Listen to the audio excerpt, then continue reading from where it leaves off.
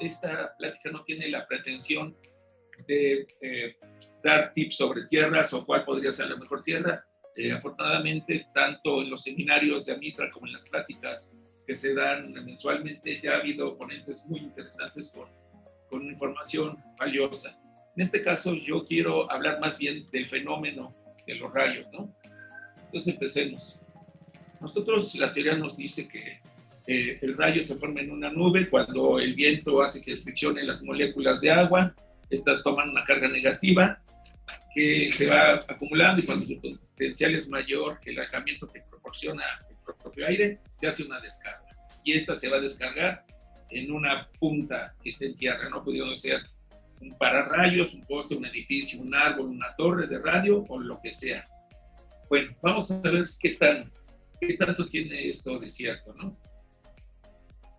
Primera, vamos a ver, esta imagen nos muestra imágenes de aislamiento eléctrico que ha sido roto por la voltaje. Y podemos ver que sobre todo en las dos imágenes de arriba, las arborescencias que le llaman, que forman figuras muy parecidas a los rayos, es decir, el fenómeno es similar, es decir, cuando se rompe el aislamiento, se produce la descarga.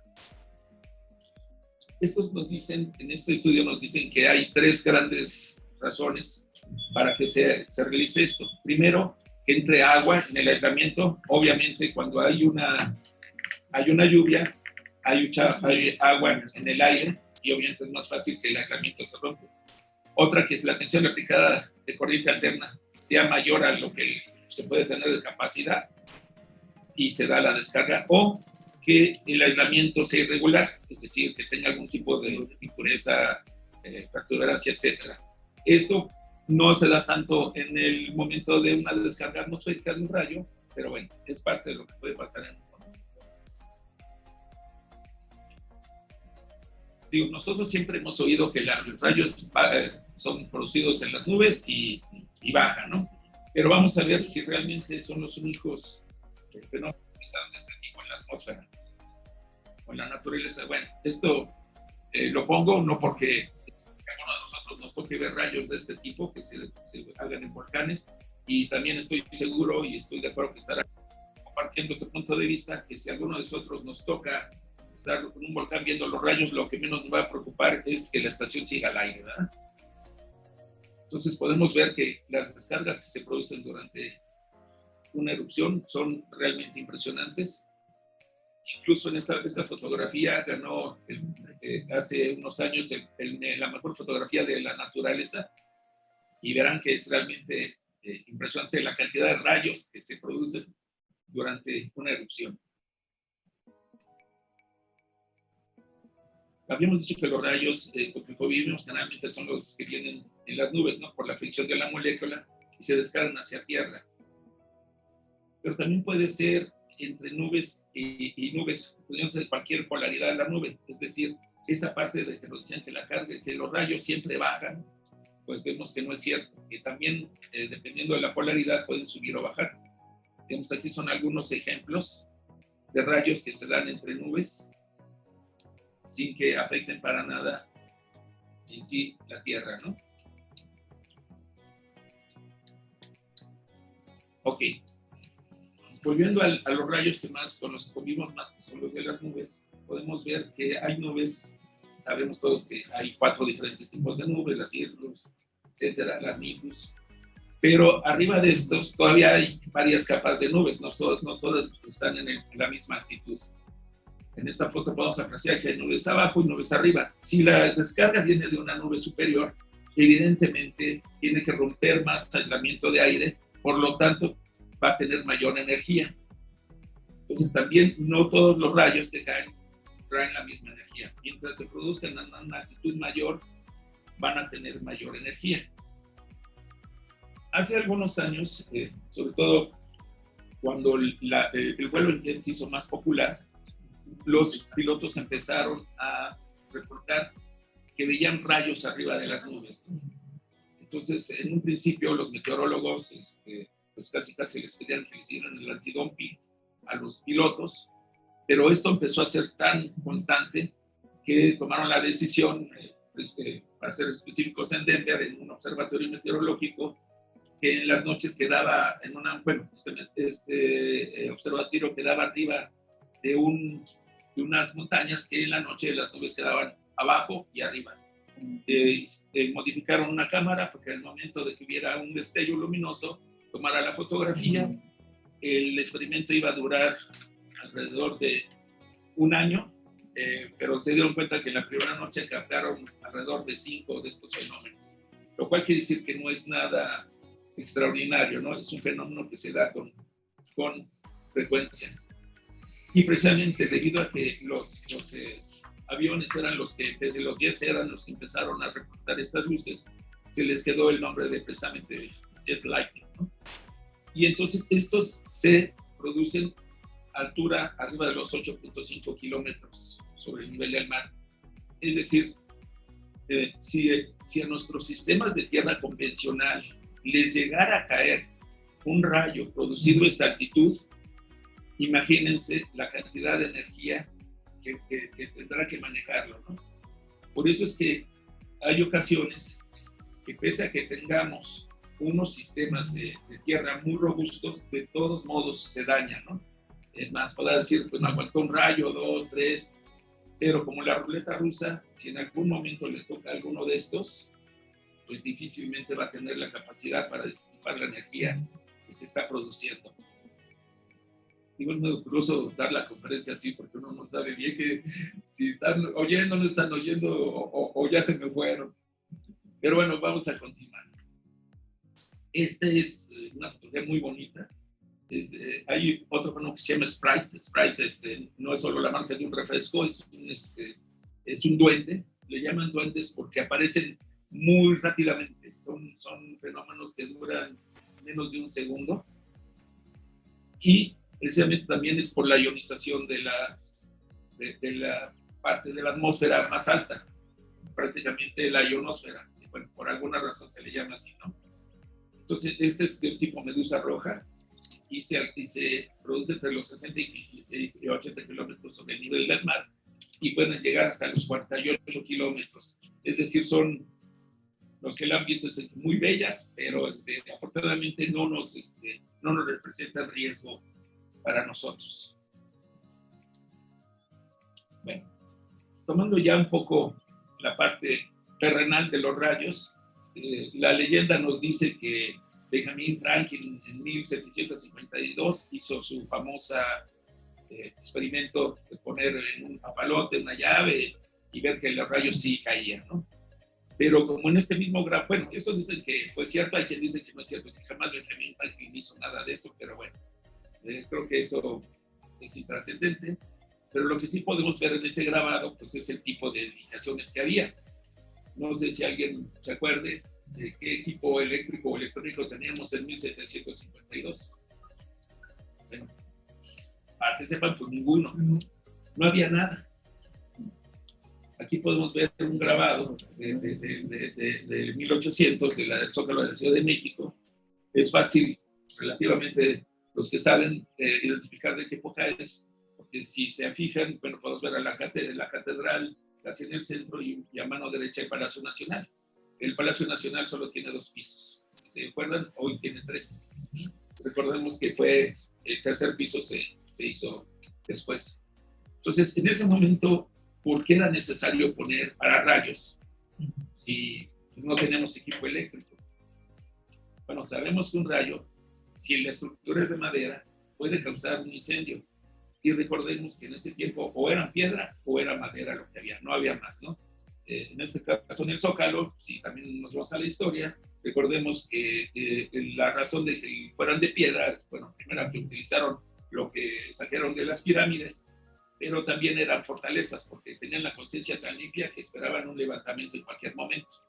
Entonces tenían que hacerlo realmente fortalezas, las casas y los edificios.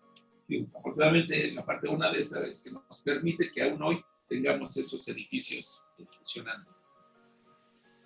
Entonces, hace rato preguntaba qué había en aquellos tiempos de eléctrico electrónico. Bueno, vamos a seguir con la historia. El primer equipo de comunicación eléctrico que hubo fue precisamente el telégrafo. Y no sé si ustedes saben esa historia de que había un telégrafo de Puebla a Ciudad de México, por el cual durante la batalla iban dando el pormenor al presidente. Por un lado sí estaban en los fuertes de Puebla, pero por el otro lado en el Zócalo no estaban en el Palacio Nacional, estaban ahí por correos. Entonces el último tramo sí lo hacían corriendo. Entonces, pero vemos hasta qué fecha empezó a haber realmente cuestiones donde los rayos empezaron a preocupar de que dañaran los equipos eléctricos.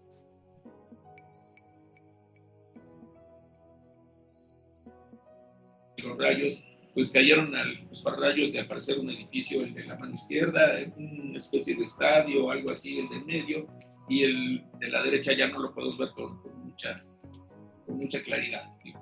Si nos guiamos por el ancho y la luminosidad de los rayos, pues podemos pensar que el de la derecha es el más potente, el del medio el más débil y el de la izquierda en segundo lugar. Entonces tenemos que tener sistemas de tierra indiscutiblemente, pero ¿cómo hay que tenerlos, ¿no? Yo siempre he pensado que, como decimos en la radio, el mejor sistema de tierra es el que usted opine, ¿no? Es muy difícil decir el que sí funciona perfectamente es o aquel no funciona, ¿no? Desde aquellos tiempos que poníamos radiadores con sal y carbón, hasta los nuevos electrodos que ya te piden que tengan puestos perfectamente vertical, con cierta alineación. Pues todo eso es válido según cada quien vaya sintiendo que eso es lo que necesita, ¿no?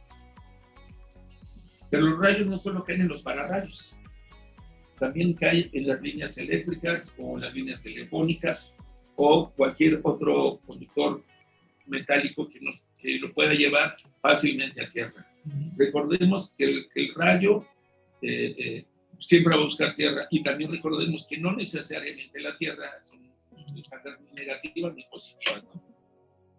Y ahí nos empieza a complicar un poco, porque también recordemos que otro de los usos de la tierra es como referencia. Cuando nosotros medimos qué voltaje hay, pues generalmente lo hacemos con respecto a tierra, y entonces nos empezamos a meter en la bronca de las diferencias de tierra, donde una línea que aparentemente tiene un voltaje, pues, si lo tomamos con una tierra, pues, lo vemos con otra y pues ya es otro voltaje, ¿no? Ok, este es un diagrama muy sencillo de cómo nos pide CFE que aterricemos, ¿no? Pues tenemos la cometida de CFE y pues nos pide que tengamos una tierra. Todo el mundo lo hacemos perfectamente cumpliendo con lo que se nos solicita. Viene la fase, llega a un medidor, pasa por el sistema de protección, puede ser termomagnético, puede ser el sistemas que hay, llega a la carga y regresa a la barra de neutros. A su vez, esa barra de neutros tiene que estar aterrizada. Obviamente, para estar estable necesitamos un cable y necesitamos un electrón que va a tierra. Y obviamente la caja para protección humana también viene aterrizada. Obviamente todo esto nosotros lo cumplimos sin el menor problema, ¿no? Pero ¿qué pasa? Como en esta imagen, donde hay un pararrayos, donde cayó el rayo, por alguna razón, ya digamos por necesidad, porque no quedó de otra, porque era la tierra que estaba a la mano, pues aterrizamos algún equipo a esa tierra. Sin embargo, pusimos otra tierra por otro lado, ya hay diferencias de tierra, ¿no? Pero entonces los cables de conexión nos conectan todo. Bueno, pues ahí en ese momento pues vamos a tener una gran diferencia de potencial y obviamente nos va a dañar el equipo. Digamos, en caso, un lugar donde me tocó verlo, en la azotea, por políticas del edificio, todo el equipo, y con lógica y con razón, lo pedían que se aterrizara a su sistema de pararrayos. Entonces, claro, lo poníamos al sistema de pararrayos, pero la línea de transmisión pues bajaba a nuestro enlace o a nuestro equipo que tuviéramos, ya fuera satélite, ya fuera microondas, ya fuera un equipo de RF, y pues resulta que ahí teníamos el otro sistema de tierras, ¿no? Y obviamente no estaban unidos. Pues hay que tener mucho cuidado con esto. No, o sea, sabemos y todo el mundo nos recomienda la tierra para pararrayos no debe compartirse con nadie. Pero el problema es que, pues eso te lo dicen, pero pues ¿qué tanto sucede? O qué es lo que realmente nos recomiendan la gente que ha estudiado esto. Bueno, aquí yo tomé esta información de lo que nos dice INEC. INEC es una serie de artículos sobre electricidad. Entonces, cada uno de los números que aparecen es sobre un tema específico, ¿no? En este caso, nos están diciendo que tenemos que unir todos los electrodos que hay, pero no solo los electrodos que nosotros pusimos, es decir, si yo voy y instalo desde una varilla de Copperwell hasta el sistema más sofisticado que tienen, no solo esas tierras están dentro de mi edificio. Estas personas de NEC nos dicen que debemos aterrizar, por ejemplo, la tubería de agua, que está en contacto directo con la tierra, y nos dice que la forma correcta de hacerlo es esta. Si tenemos el medidor, pues tenemos que puentear con un cable de tierra y poner un electrodo suplementario, porque al final la tubería de cobre va a estar unida a tierra y se nos convierte en una tierra dentro del edificio. Entonces, bueno, tenemos que hacer eso. Y aquí vienen unos puntos que se deben cumplir para que esa tubería de agua se cumpla. Un poco, digo, de una vez lo digo, pero viene más adelante. Obviamente, si tenemos una tubería de gas, esa no hay que aterrizar, aunque sea metálica. Bueno, y otra cosa, tener cuidado de que realmente sea metálica la tubería de agua. Ya sabemos que el PVC está muy de moda, pues si la tubería es de PVC, pues ya no la podemos tomar con un electrodo. Y bueno, yo le llamo electrodos naturales. Naturales no porque vengan dentro de la naturaleza, sino porque están dentro del edificio, queramos o no queramos ponerle. Ok, todas las estructuras metálicas de los edificios. Y esto nos viene a crear así como que un problema, ¿no? ¿Qué es lo que tenemos? Tenemos los electrodos embebidos en concreto, que son cimientos, varillas, etcétera. Aquí te dice que deben tener, por lo menos, para considerarlos así, deben tener continuidad de ser de largo por lo menos 6 metros y sea de por lo menos de media pulgada, ¿no? Hay veces, aquí te habla que si no un conductor desnudo de cobre puede también tomarse como un electrodo embebido en concreto.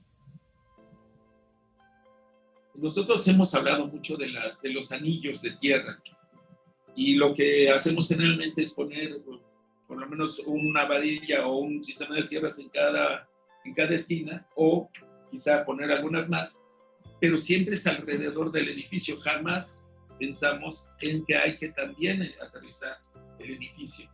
Claro, sabemos que a lo mejor una varilla de alguna columna del edificio no va a ser muy fácil poder aterrizarlo, ¿no? Pero todo esto es si es posible, ¿no? Lo ideal es que se pudiera, y la forma correcta, según esta serie de artículos que SNEC hacerlo es esta, ¿no? Ahora, si vemos, ellos lo dividen como electrodos artificiales, lo que sí nosotros ponemos. Ellos mencionan en este caso tres diferentes posibilidades de la tubería metálica, porque no tanto hablan obviamente de la de agua, que ya lo pusieron como natural, pero sí aquí hablan de la de gas, ¿no? O algunos tanques enterrados. Obviamente sabemos que los tanques de las gasolineras están enterrados, y obviamente esos quedan fuera de este tipo de acción. Las varillas deben tener una longitud mínima de 2.4 metros. Creo que nuestros sistemas de tierra varían mucho. Yo creo que las varillas de Copperwell, las más pequeñas, pues, no llegan al 1,5 metros, quizá por ahí anden. Aquí habla que deben medir por lo menos 2.4 metros. Si son de fierro acero, deben estar galvanizadas o recubiertas de una tierra resistente a la corrosión. Creo que eso no hace falta hablar más. O poner placas, pero la placa debe ser por lo menos de 2 pies cuadrados de acero o de fierro, y por lo menos de 1/4 de pulgada de espesor. Me quedan 10 minutos. Me quedan 10 minutos. Pues creo que me queda más de lo que voy a usar. que yo estoy muy acostumbrado a que en mis pláticas hacer ir preguntando y respondiendo, pero en este caso sí hay un buen amigo que dice que no sabe si son conferencias o exámenes lo que yo doy, pero bueno, ahorita voy demasiado rápido porque no he tenido chance de preguntarle a nadie. Bueno, aquí vemos lo que ellos sugieren, que es todos estos elementos que tenemos en nuestro edificio, aterrizarlo. Estructura de acero, sabemos que cada vez más se usan todo tipo de alma de acero, que creo que la primera fue por ahí de la Torre Latinoamericana, y ahorita vemos todas las estructuras. Lo primero que se hace es poner vigas de acero y ya arriba de eso poner lo demás. Si es posible aterrizar esto con el equipo de desconexión, que ya vimos el detalle, cómo se debe hacer, una varilla o sistema de tierra, las de agua, el anillo de tierra y el electrodo embebido en concreto. Creo, o por lo menos a mí no me ha tocado ver en ningún lugar que nadie haga esto, ¿no? Entonces, quizá por ahí sea los que hemos o han tenido problemas constantes con rayos, deben de ver esto, ¿no? A veces es en un lugar donde tuve muchos problemas con rayos, un lugar en Chiapas que llovía un día sí y todo el día siguiente también. Al final pudimos controlar con disipadores de estática, pudimos controlar con sistemas de tierra. Lo que jamás pudimos controlar es las descargas que llegaron a través de las líneas telefónicas, ¿no? Entonces a veces solamente se llevaban los protectores, otras veces se llevaban los módems, otras veces se llevaba el módem y el conmutador, y otras veces llegó hasta la consola los golpes de las descargas eléctricas. Entonces tenemos que sí pensar que esto en las zonas críticas, ver hasta dónde nos es posible hacerlo.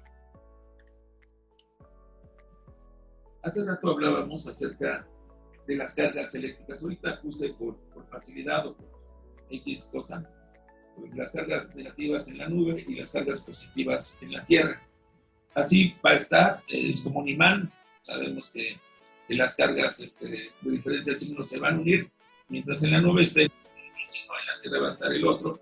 Del mismo tamaño que sea la nube, no importa si, no sé, son 2 kilómetros, 3 kilómetros, a ese lugar va a estar las cargas de igual manera equipotenciadas. ¿Qué pasa en el momento del rayo? En el momento del rayo, estas cargas dejan de ser electrostáticas y se vuelve electrodinámica.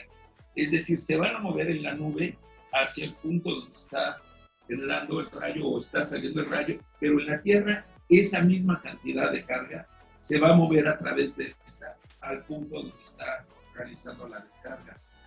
Es decir, en nuestros pies se nos va a estar moviendo una cantidad de kilowatts de energía enorme. En alguna plática que me tocó asistir, donde había gente con mucha experiencia en tierras, pero en tierras realmente a nivel bestial, como la gente que puso encima de tierras en Chihuahua, en las generadoras eléctricas, imagínense de qué tipo de tierras estamos hablando. Incluso comentaban que todos hemos oído que hay gente que no sale lastimada o quemada con un rayo, pero sí sale volando a la hora de la descarga. Entonces la razón por la que sale volando es que pues, él también es carga positiva o negativa. Y la misma, si está cargado con la misma polaridad, pues, se va a rechazar. Entonces lo que hace que esa persona o ese elemento salga volando es que tiene la misma polaridad que el piso. Y pues comentaban, pues dicen, no, pues no le pasó nada, nomás salió volando y ya, lo que le pasó fue la caída, un raspón o dos. Entonces, bueno, aquí en esta foto lo que yo la puse precisamente para ilustrar ese movimiento de cargas. Aquí vemos 2 rayos y vemos cómo hay una iluminación en la nube. Claro, lo primero que uno puede pensar es que la iluminación se debe al relámpago, pero si nosotros ya lo observamos con un poco más de detalle, hay más iluminación del lado izquierdo, donde no hay un rayo, que muy cerca del lado derecho, donde está el rayo, ¿no? Lo que quiere decir es que sí, al momento de que hay ese movimiento de cargas en la nube, se produce esta ionización y se produce esta luz. Claro, en el agua, como es en el caso de pues no se va a ver esa ionización, o en la Tierra no vamos a ver esa ionización. Pero ¿qué pasa? en la Tierra va a buscar el camino más rápido y con menos resistencia para llegar al punto de descarga. Entonces, si en ese momento se le cruza un cable eléctrico, un cable de teléfono, una estructura metálica o un cable, cualquiera que este sea, por ahí va a buscar llegar a tierra. Entonces, hay que tener cuidado. Recordemos, los pararrayos se inventaron cuando no había nada eléctrico y actualmente pues ya podemos ver pues más o menos qué cableado podemos tener, ya sea en una fábrica, en una estación de radio o incluso ahora en un edificio de departamentos, pues ya tenemos los sistemas telefónicos de cable y que afortunadamente se están moviendo hacia la fibra óptica, que la fibra óptica sí nos aísla, al final es vidrio.